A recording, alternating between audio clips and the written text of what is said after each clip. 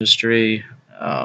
None of this stuff really interested me as far as politics or the culture or anything like that to any real degree up until recently. And there were a couple factors for that. One of the biggest, obviously, was the election of Trump. Now, I don't look at him as a lot of people do as any great savior. I think you got to look at this rationally to the extent that he is in a system of checks and balances. He is not a king in any way, and so anything he does is going to be limited. Um, you get certain people who I call fair weather supporters. One of them would be Mike Cernovich, who's the guy kind of goes back and forth on the radar of moron to somewhat intelligent to he comes up with crazy stuff to moron again. But anyway, when Trump signed the omnibus bill, which I can barely pronounce because that's how foul and terrible the thing was, but when he signed that, a lot of the supporters just freaked out, went absolutely nuts. Now, to an extent, I can understand because there was no money allocated in there for the wall, and it was pretty bad that a whole chunk of funding was going back to Planned Parenthood, which Planned Parenthood is the Holocaust of our day and age. It's the Auschwitz and the final solution to the unborn child problem. These people at the top of Planned Parenthood should be defunded, or well, the whole thing should be defunded, and they should be brought up on charges. But that's another segment for another time. Basically, the idea here right now, I just want to lay a foundation for kind of the direction this podcast will be going on. I'm going to try to be getting it up weekly, and it'll tackle all of the pressing issues in the culture and politically in our country. The reason for this is that I truly believe that we're at a point now that is absolutely critical. And it's not only critical here in the country, it's critical in the world. You can see what's going on in Europe, the absolute destruction of European culture, values, economy, everything. Everything there is just a total freaking mess.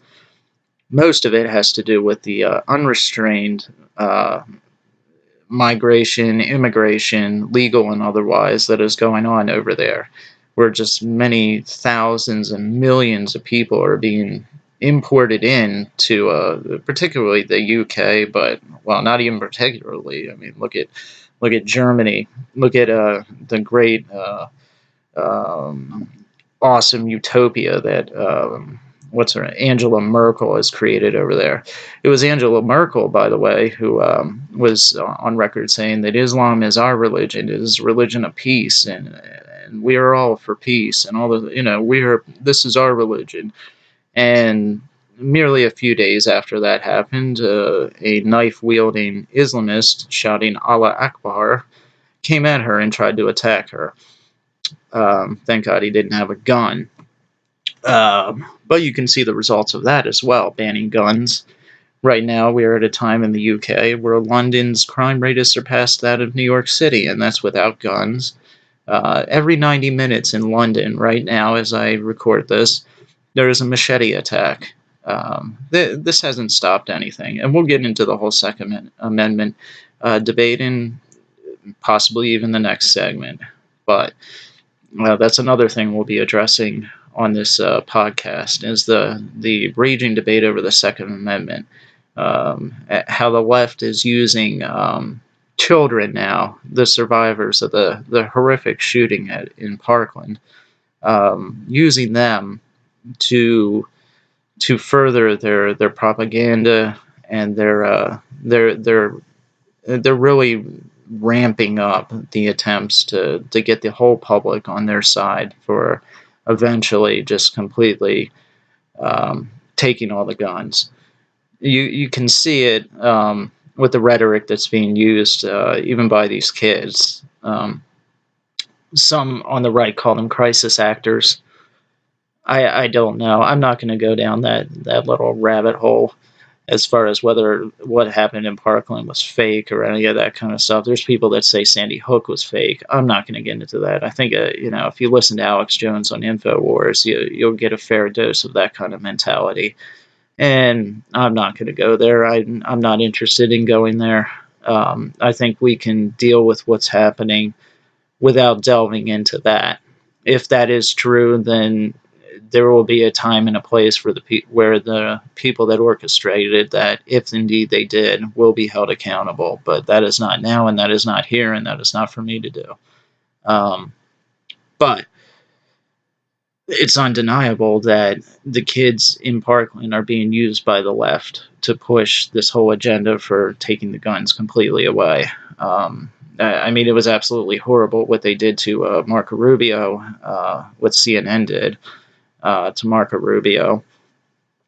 And very ironic for CNN to be doing it, who claimed to be non-biased and just integrity. We just report the news and that's it. Yeah, bullcrap.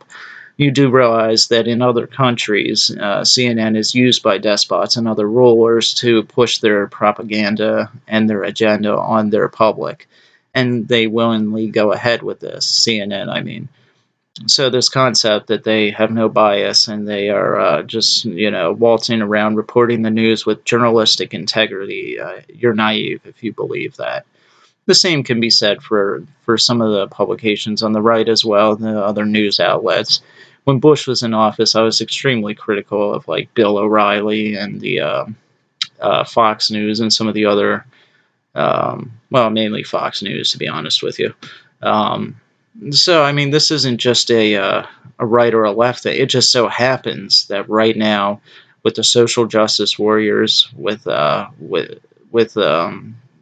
political correctness that is just stifling free speech in this country, it just so happens that right now it is the left that is promulgating all this, and that is the real enemy. But it wasn't that long ago, when George Bush was in office, that I would say conservatives were the problem. George Bush did everything in his power to stifle and suppress and shoot down anybody who questioned what he was trumpeting, what he believed, and what he said, and his narrative. Anyone who went against that, he was more than willing to shoot them down and call them unpatriotic and a traitor. That was the mentality. Anyone who questioned the invasion of Iraq, anyone who questioned Afghanistan, anyone who questioned whether Osama bin Laden was involved with 9/11, anyone who questioned whether Saddam Hussein gave funding to bin Laden or anything along those lines was considered unpatriotic or possibly a traitor or somebody who had sympathetic ties to Al-Qaeda.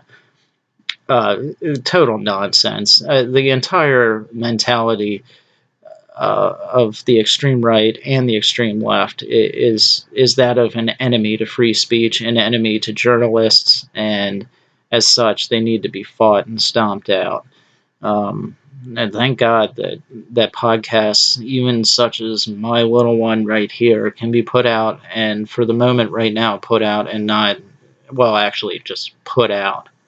Because there may very well come a day very soon where I can't sit here in my bedroom in an apartment and create a podcast and put it out and just have a handful of people listen to it and, hey, maybe change a few minds, start a conversation, whatever. That's all I'm attempting to do. I think, like I said, because things are so critical right now, I can't just sit around and not at least try to say something, at least try to do something.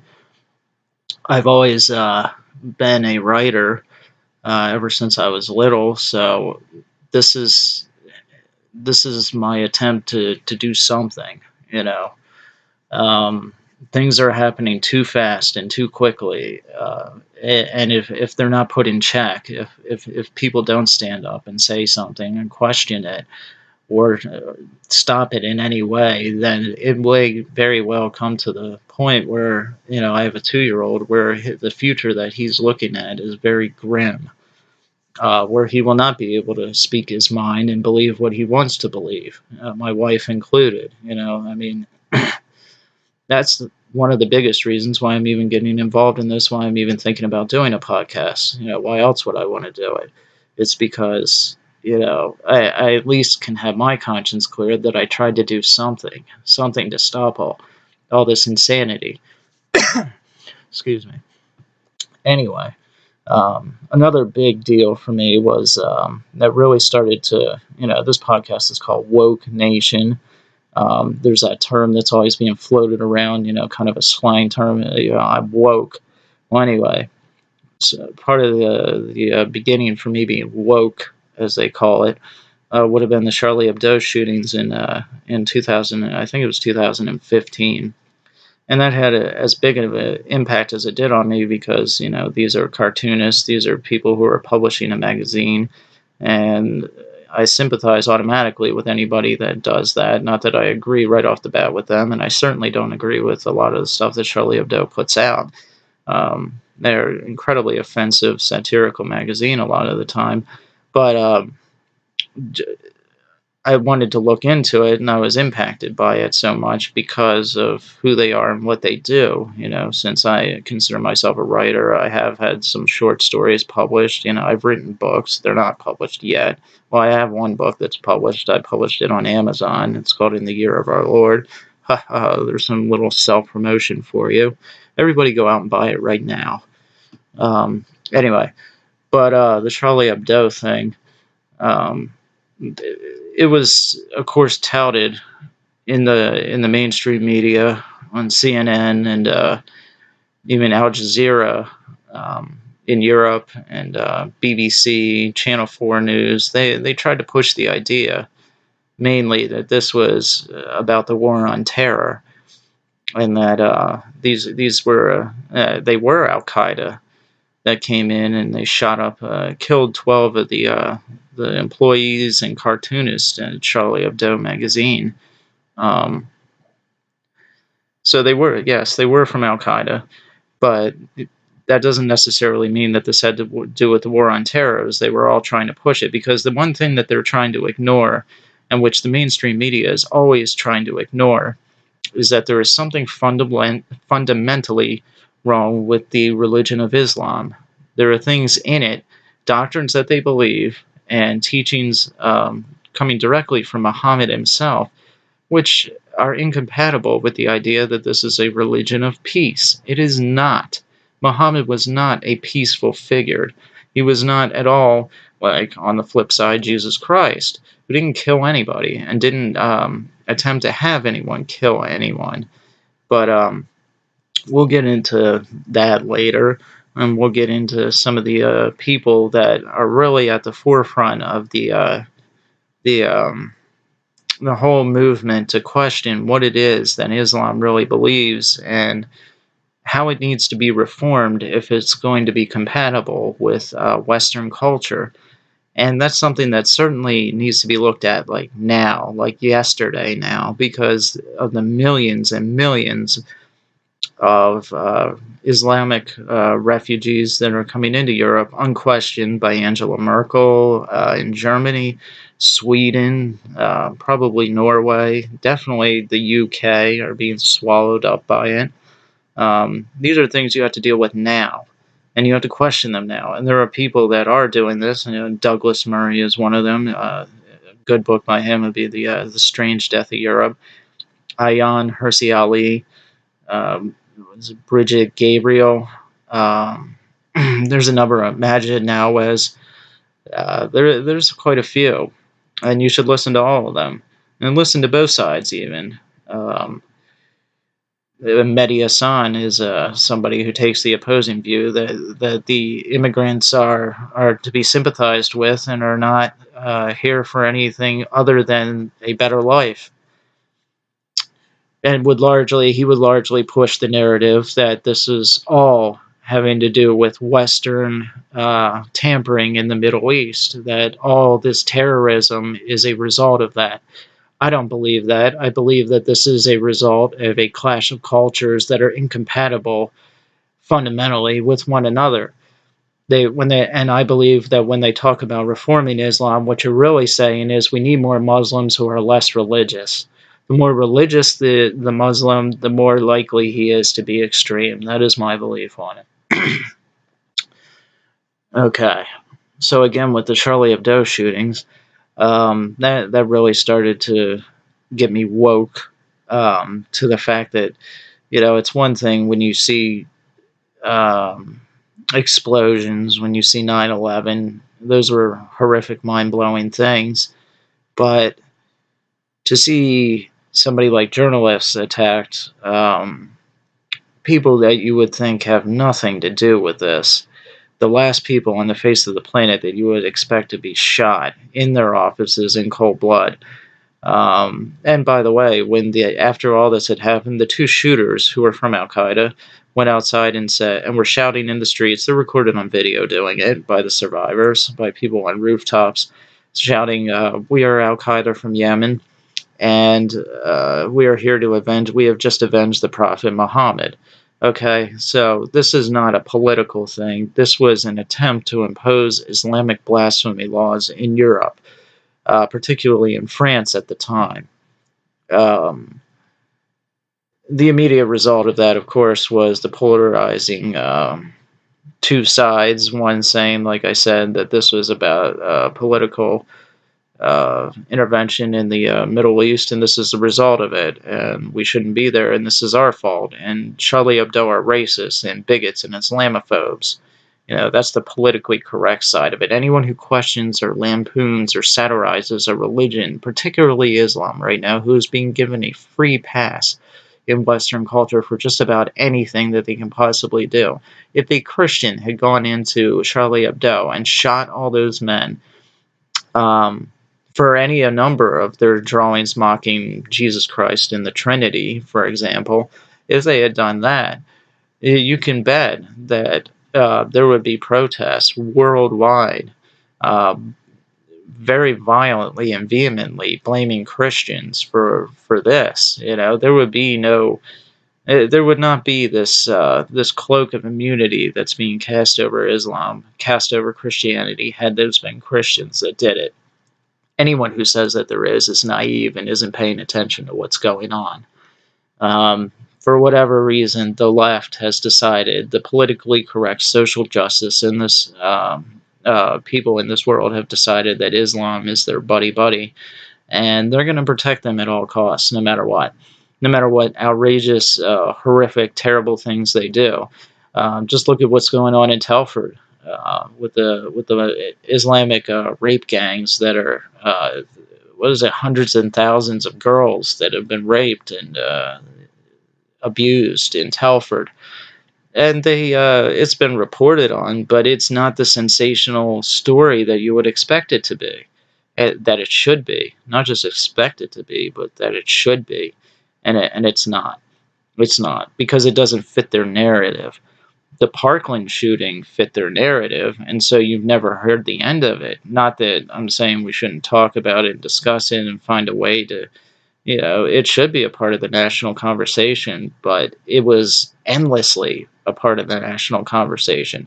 And the survivors, like David Hogg, who I've taken big issue with, are being used by the left to promulgate their narrative, their agenda, the concept that because somebody went into the school and shot other students, that this is somehow the fault of an inanimate object, a gun.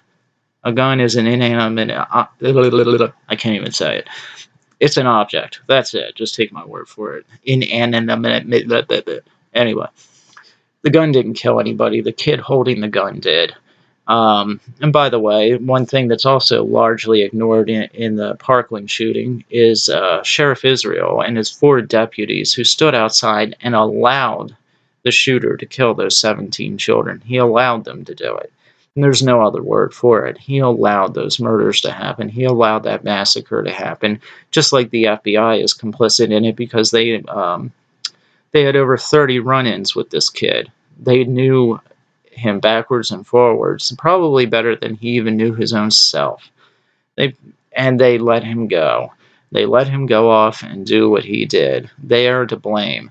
Sheriff Israel is to blame. Those 4 deputies are to blame. These are people that can make decisions, that have conscious choice, who have a conscience, who are capable of rational thought and decision making. And they decided, the FBI decided to let this kid go and do what he did. Sheriff Israel did not get on the radio and start screaming at those 4 deputies to get their little freaking butts in there and stop this shooter. And those 4 deputies didn't take it on themselves to actually be proactive and save lives. No. Instead, we're going to blame something that is made of metal, has no conscience, and cannot make a choice. I mean, if that's not stupidity and naivete, then I don't know what is. And in fact, it's so stupid and naive that I don't believe it even is that. It is very clearly just an agenda. These kids, David Hogg and the others, not Kyle Khrushchev, I think that's how you pronounce his name, who's very pro-Second Amendment rights, and understands actually what's going on there. And ironically, or I should say very tellingly, Kyle Khrushchev is nowhere to be found in mainstream media. Where is he? On CNN or MSNBC or getting a great interview with Piers Morgan or any of these other people? No. Instead, it's David Hogg and that whatever that Butch girl's name is. These are the ones that you see. Oh, and by the way, I should have said at the very beginning, but I don't give a flying crap about anybody's feelings or their beliefs or anything like that. That's not what this is about. This is about what I believe, and if you can't handle it, then turn this off and go listen to somebody else. But yeah, Kyle Khrushchev is nowhere to be seen on any of these news stations. It's just David Hogg. And David Hogg is, I mean, it's shocking to me even seeing some of these interviews with him, particularly the one where he was with Bill Maher. Now, Bill Maher usually stands up to almost anybody, and yet he was there like a cowed, like little whipped dog, afraid to question or say anything. He was timid. He didn't say anything. Hey, guys, I'm on your side. That's all he said. That was Bill Maher. And, this is somebody who will always proudly point to the fact that he was kicked off the air for his show Politically Incorrect. Well, where's your political incorrectness now, Bill? It's nowhere to be seen.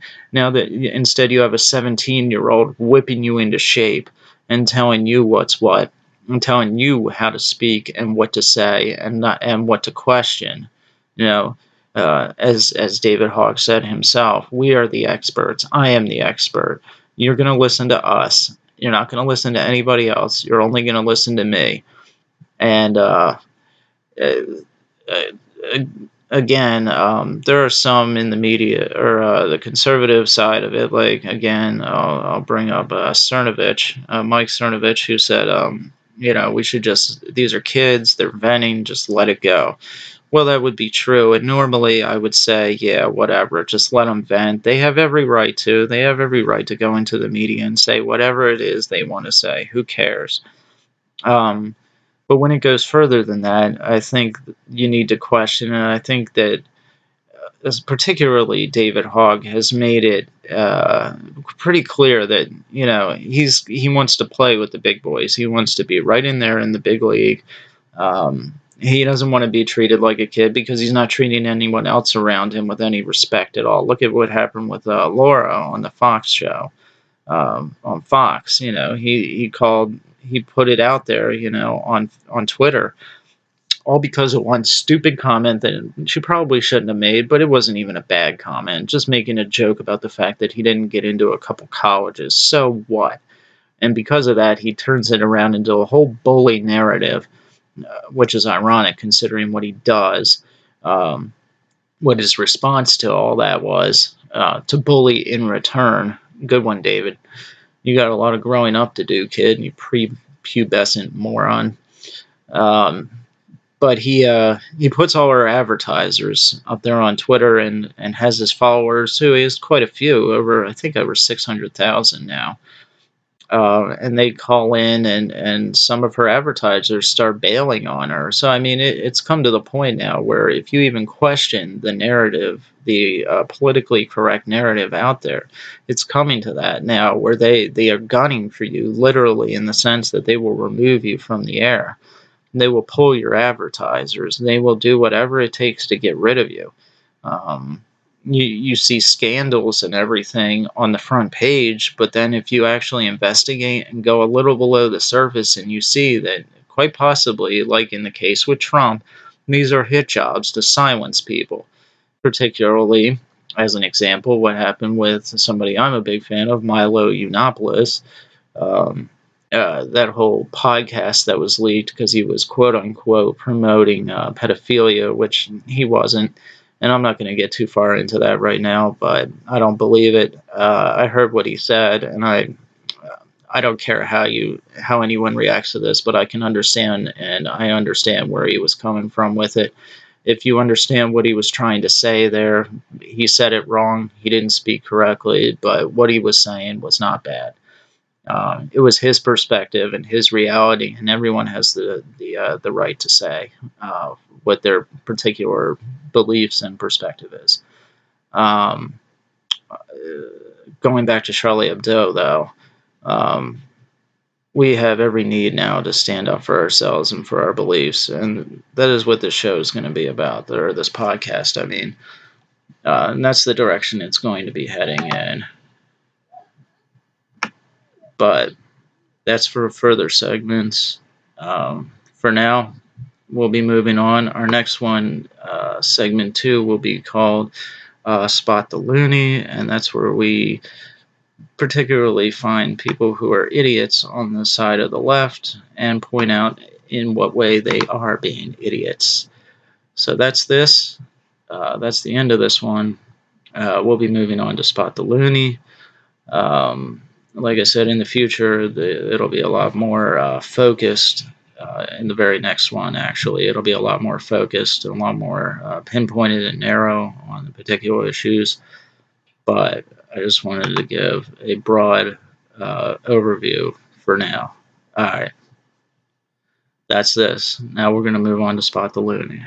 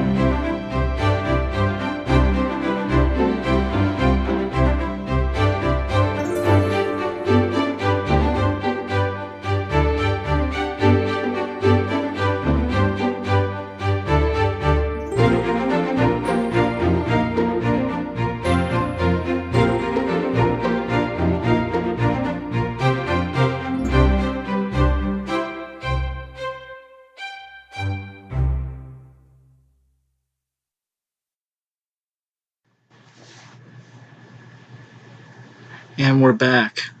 This is the end of this week's broadcast, this week's podcast. Next week will be called Spot the Loony.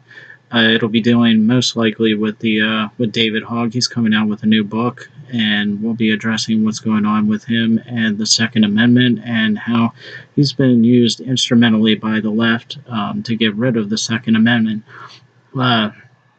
Obviously working in tandem with all these school walkouts that are going on, and they're receiving all the media attention because all these whores at CNN and MSNBC just worship anything that these kids do because they have an obvious agenda.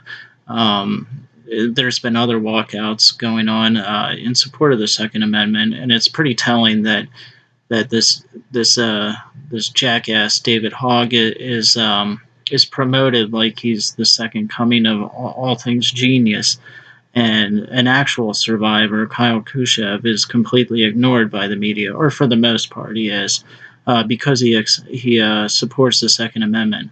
You don't see him being promoted anywhere. It's just everybody worshiping David Hogg. So we're going to get into that. That's next podcast, next segment, or I should say next episode. This should be a weekly affair, so that'll be next week.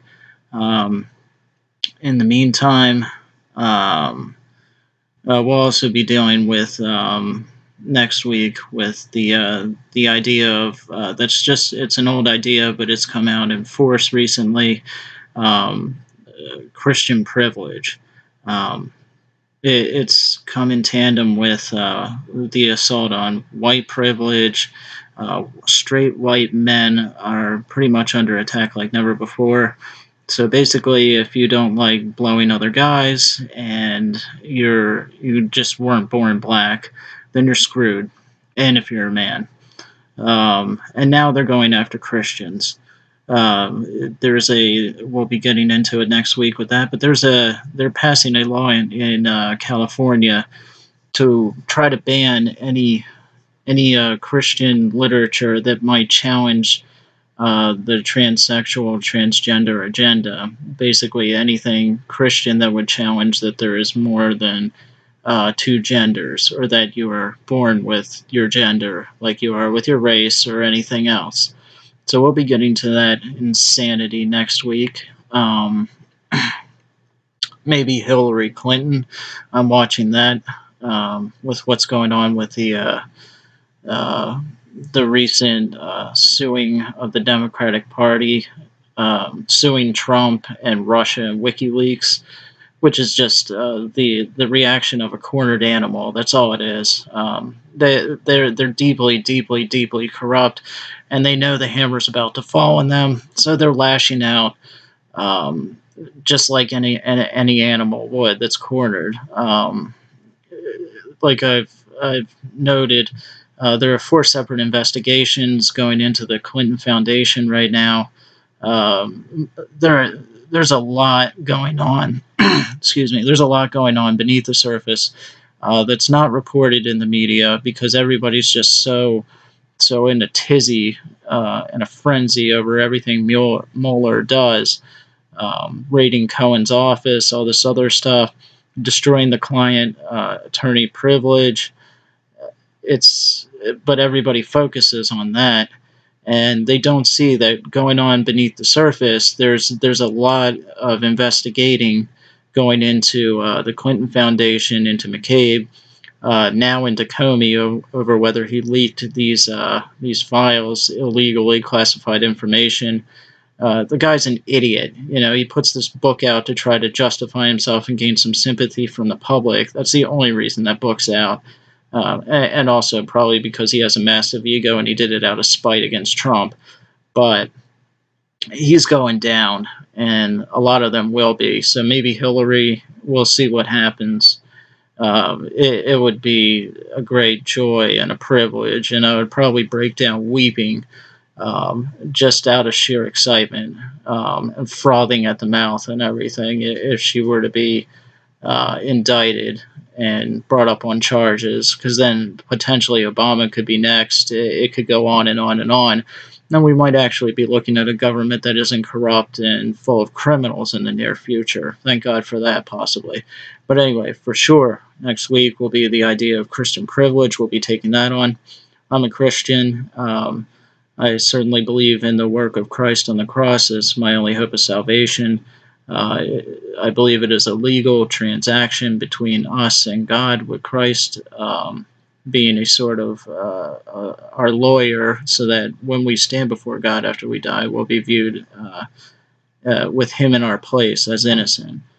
But we'll be taking that on, and David Hogg, and it'll be called Spot the Loony. So until then, thank you. Good night, and may God be with you.